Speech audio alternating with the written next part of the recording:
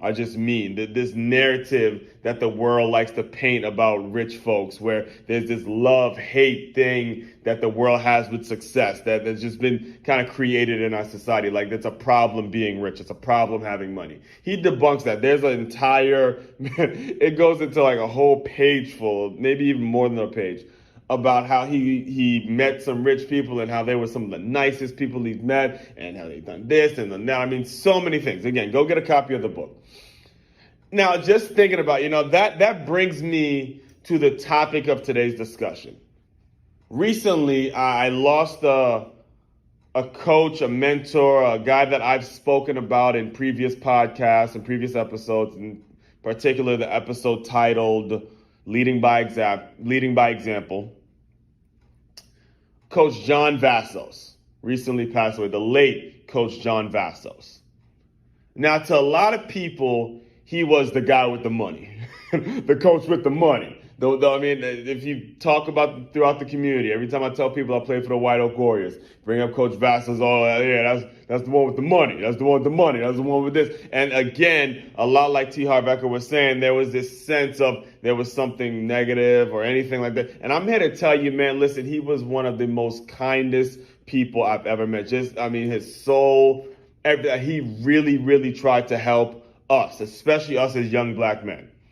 And it's actually interesting because in the episode Leading by Example, I spoke about the game against Northwest. And I remember saying to myself, I can't get too into it because if I stay on Vassos for too long, I won't get to the other coaches. But here's an example. It was actually that game. It was that game where we got there really early, and this was during the DC Sniper, and then we were all just, as players, we were stressed out. We were stressed out that we had to travel everywhere to go play ball and things like that. And I remember getting there that morning, and Vassos, as he was our head coach at the time, and one of the things he did to keep it loose and to just put a smile on our face, he started rapping. He started rapping some Jay-Z. And it was really funny because he was looking at us and he was like, hey guys, you ever heard that song by Jay-Z? It's Big Pimpin', Spending Cheese. That was Coach Vassos, just connecting with us as players. And teammates, listen, I'm telling you that so you guys understand, by the end of today's discussion, you are going to look at people who have wealth in a completely different way. You're going to understand that all rich people are not assholes. Some of the nicest, just like T. Harv Eker was saying, some of the nicest folks in the world are rich. You got to give them a chance. You got to just really understand that just because you have money does not make you an asshole. Just because you have money does not make you an asshole.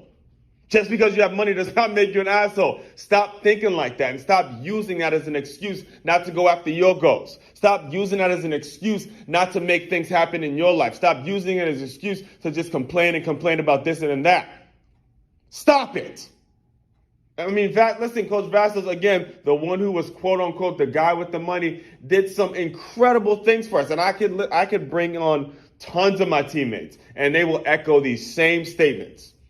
That he did. He looked out for us after we played. He gave tons of people jobs. He worked at a fax machine. I think he sold fax machines or copy printers, something like that. And there are tons of us who would,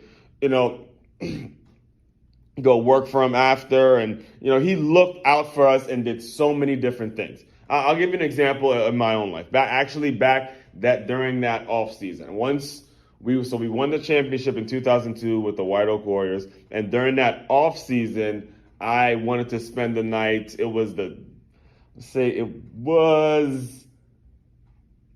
a few weeks after the season ended. It was a few weeks after the season ended, and I wanted to spend the night because that year, me and his son Nick had gotten really close. Nick Vassos, we were on the right side of the line. We always said, right side, right side, right side. That was our thing. And Coach Vassos was the offensive line coach there, but a little more on that later. However, I wanted to spend the night over Coach Vassos' house because I never did. Throughout the season, I would always hear my teammates talk about how big Coach Vassos' house was. They spent the night and this, that, and the third, and I never got an opportunity to do so. So that was something as a kid that I really wanted to experience. And he let me in his house. It was just me. There was one time where I spent the night over. It was just me, Nick. It was just me, Nick, and the family, and I was just there hanging out. Just seeing life in a completely different way. He had like a mansion, and I grew up in a middle class family, which it was normal. My parents did okay for themselves, but compared to that, it was like a mansion. And again, spent the night there. It was great. I loved it. But here's the thing that stuck out to me throughout that experience. Here's the thing that really stuck out to me. And I want you guys to pay very close attention to what I'm telling you. The next morning, when it was time for me to go home, all right, they let me stay in the house by myself so my father could come pick me up. And listen, teammates, I'm telling you this because I want you guys to understand how much it meant that he trusted me, a young black kid, in his house by himself. He wasn't going to steal anything, wasn't going to do anything. It was one of the first times in my life that I wasn't judged.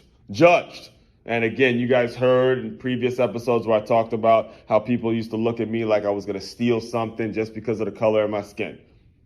And once everyone left, because I believe it was like a Saturday night, I spent the night, and they had to go to church that Sunday, and I wasn't dressed for church, or they didn't want to approach me about going or whatever it was, and they let me stay there. I'm not sure if it was church they had to. I can't remember what it is. They had to do something that morning, but they let me stay there by myself, and my dad came and picked me up. And nothing was stolen. Everything was good. We were trusted, and me and the family has had an incredible connection since that point. And it meant the world to me to this day as a 32-year-old man. What it really meant to me as a 32-year-old man now, knowing that that is my goal, is to have that kind of wealth and have that kind of impact and influence on a young man's life, to where they can get it 20 years later. You can come back and say, that man trusted me. Teammates, think about what you do. Think about how you think. Think about your day-to-day interaction. Think about all the things you do and how you look at people and how you judge people. And really ask yourself, would I trust someone? Again, I get he was a player. I knew him and things like that. But this was the first time he's ever been in my house. Would I trust someone by themselves in my house? So just a stranger. Pretty much a stranger. Just someone I knew from the team, right? Not everyone would do it. And I'll give you an example. Where I grew up, I had a neighbor. His name was Adam. Adam was my childhood friend. He lived right next door to me, and he was about 2 years older in the class. He was only a year older than me, but he was 2 years ahead of me grade-wise. So he graduated about 2 years before I did and left and things like that. Adam and I would play basketball around our neighborhood, around 1010-7 Brock Drive. There would be all kinds of basketball courts outside. Sometimes we'd walk to the local elementary school or the middle school, Key, and things like that, and we'd just go play basketball in the neighborhood. There was one court we would go to that was like right up the street. It was right up the street, and I can remember it was a hoop. We'd go there, we'd hoop a little bit, play ball, do something productive, just stuff that kids do to kill time. Now, there was a situation in which we got up to the hoop and we realized it was gone. Something happened, it just wasn't there anymore. The people who owned that hoop just had taken it down. All right, so Adam and I went venturing around the neighborhood to see if there was any open hoops. If there was anything there that we could just play some ball and, do something productive instead of staying at home playing video games all day. And we found one.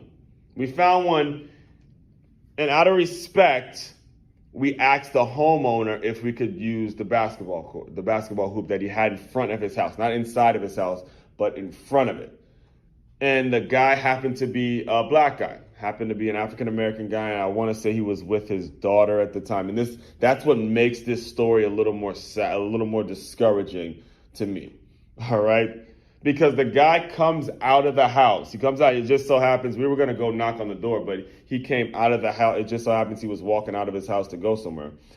And Adam and I are here with this basketball, and we're like, hey, can we just shoot around a little bit? And the guy says, hey, man, I don't even know y'all. No, man, I don't even know y'all.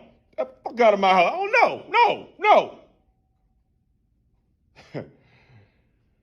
Teammates, what every time I think about that situation, I look at it and I say, what would have happened if our names were Dwayne Wade and LeBron James? What if we were the next great NBA players? What if and it's not like we were going inside of his fucking house. We were just going to be outside shooting some hoops. Nothing serious. Nothing was going to happen. I mean, the fucking court probably never gets used. But for some reason, you're that protective of the shit. And again, I don't give a shit if you're disagreeing with what I'm saying or not. You're probably disagreeing with me because you're one of those people that like to judge people. That's bullshit. I don't care. There's no argument. There's nothing you can tell me that'll convince me that that was okay. I pray that you, as a person who is listening into me right now, are not that person or really understand the effect it had on me. 20 years down the line, I'm telling you a story in which another black man who looked just like us. What he doesn't know is Adam grew up without a father. Because tragically, he lost his father early on in life.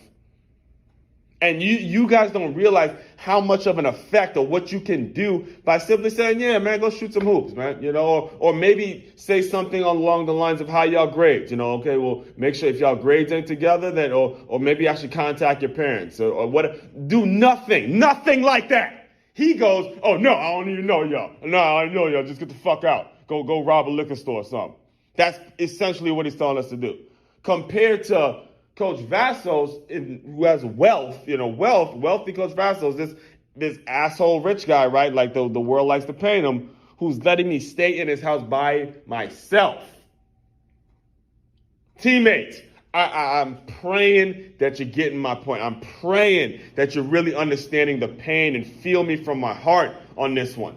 If you want wealth, if you want to get out of this place in which you're constantly judging people, learn to give a shit. Learn to care. I'll close with these few examples. There was during that same season, where we won the championship in 2002 with the White Oak Warriors when we first moved to Pop Warner, and you guys heard me talk extensively about that season. It was at the end, and this is gonna be my final story about that season. It was at the end. We were in Disney World in Orlando, and we had won it all. Everybody was in La La Land, the whole White Oak Warriors. We completed it. We did it. We brought home the chip, baby. All right. So as everything was winding down, we were all looking at the pictures. At the time, Pop Warner was selling action shots. Right? They were selling action shots. And what was beautiful about this is Coach Vassos had looked through all the action shots. And this was cool because as 12-year-old kids, we were looking at action shots like, oh, man, dude, look at me, man. I'm blocking him catching, man. Coach Vassos had bought a bunch, like all 5 of us offensive linemen. He bought all 5 of us our own action shots. He bought them. He goes, these are for my guys. And I remember him specifically that these are for my offensive linemen, my offensive guys. And Coach Vassos was the head coach, and he bought all 5 of us action shots, something to remember the season by. All right? And that was the last season I had playing for him. And this is how special of a man he is, and this is why no matter, even if he's not here physically, his effect and what he's done in this world is never going to die. Never. Because he's left his imprint. And I cannot wait for my fellow Warriors, my fellow teammates, all you guys to really listen in. No matter where you are in life, really listen in. Because they know exactly what I'm talking about. It is not just me speaking to you. It is not just me. It is a generation of men who've grown up and couldn't thank Coach Vassos enough for all of the lessons and just giving us that perspective as young black men that we can do it. We can be wealthy. It was my senior year at Good Counsel, and I was finished up. It was maybe a week after signing day when I decided to go to Carson Newman College. out of high school. After I graduated from good counsel, I went to Carson Newman College in Tennessee. And I hadn't seen or heard from Coach Vassos in about 4 to 5 years at that point.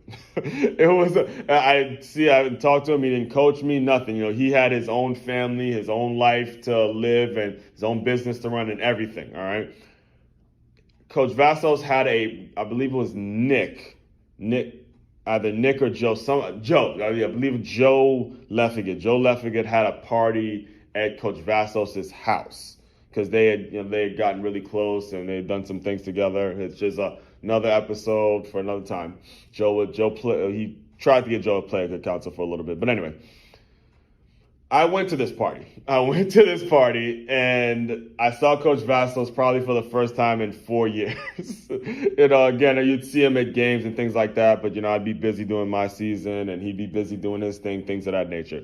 I saw Coach Vassos for the first time, really saw him for the first time. And, everyone's there. There's all these coaches there, all his colleagues, all his boys. He just announces, he goes, "Hey, Aswan!" And they just announce. Listen, it means so much to me to this day.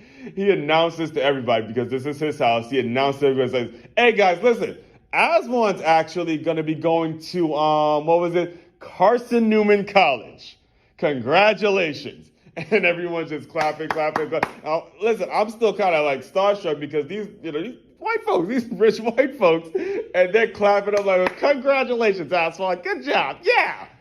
And, that moment, that was my final moment with Coach Vassos as a kid. And I'm telling you, the late, great Vassos, to the folks listening in, to the people who called him, just the guy with the money, to the ones who knew him personally like I did and the ones who played for him and all that, just understand, having money does not make you an asshole. Having money and having wealth is not a bad thing. That's today's takeaway. Having money in many ways could be just like Coach Vassos, be more like him from the perspective of he cared. I just said it. It had been 4 years since he and I spoke, man. 4 years since that season in 2002. I graduated high school in 2007. We won the championship with the White Oak Warriors in 2002. 5 years, guys. That's 5 years. And he kept up with me for those entire 5 years to the point where I walk into his house during a party and he announces to everyone. He knows where I'm going to school. There were people who I went to school with. There are people who coached me in high school who didn't even know where I was going. That's what I mean. Caring. Really, really caring. Guys have heard me say this a ton. They don't care how much you know. Players do not care how much you know until they know how much you care. All right? Please be more like him. And do not be like this asshole that wouldn't let 2 young black kids shoot around in his hoop that's outside of his fucking house. Right? How ridiculous, how much bullshit that is. Why we can't grow as a people. Be more like the guys that care. And I'm telling you, you will see your wealth. You'll see yourself growing. And you will leave the imprint. You will, even if you die, you're never going to go anywhere because of what you put in the world. Because of what you put in the world. So teammates, I challenge you to care more. I challenge you to really stop judging people. I challenge you to be better. Just be better. Just really have more of an open mind. All right? Fellow teammates, continue to move swiftly. We'll talk more soon.